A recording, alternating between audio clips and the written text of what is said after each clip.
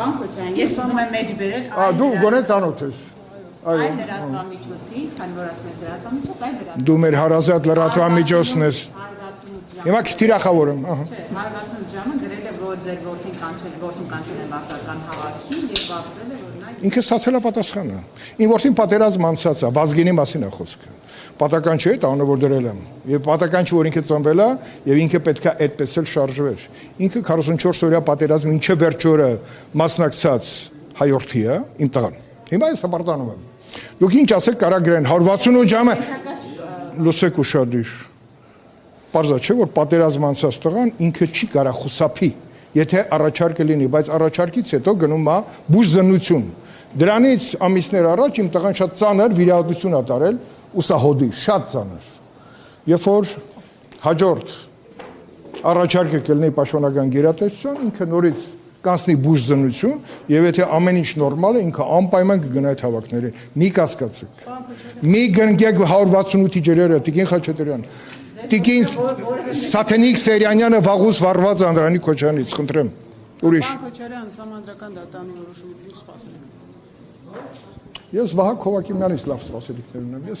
համարում եմ իրեն ինձ ընկեր, իր այդ ճանապարհը եմ անցել նաև մարտի 1-ի դեպքերը ուսումնասիրության ընթացքում, բարձր եմ գնահատում իր ազնվությունը, բացառիկ ազնիվ անձնավորություն Վահագը, եւ ես կարծում եմ, որ ինքը,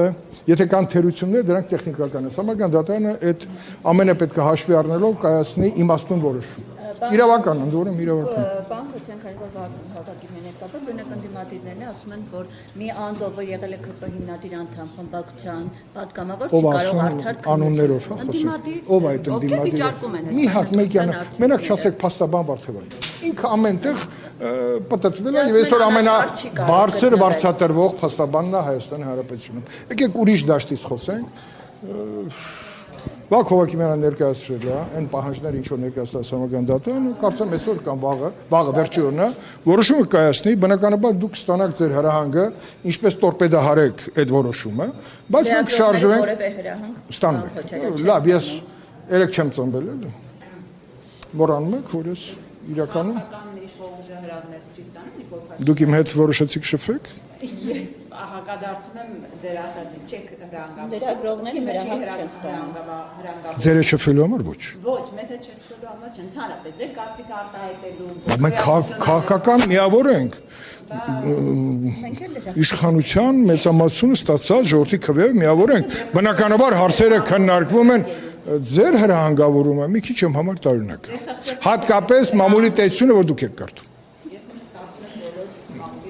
Իմ մասը առանձին կուղարկես նոր կարդես։ Շատ լավ, ուրիշ։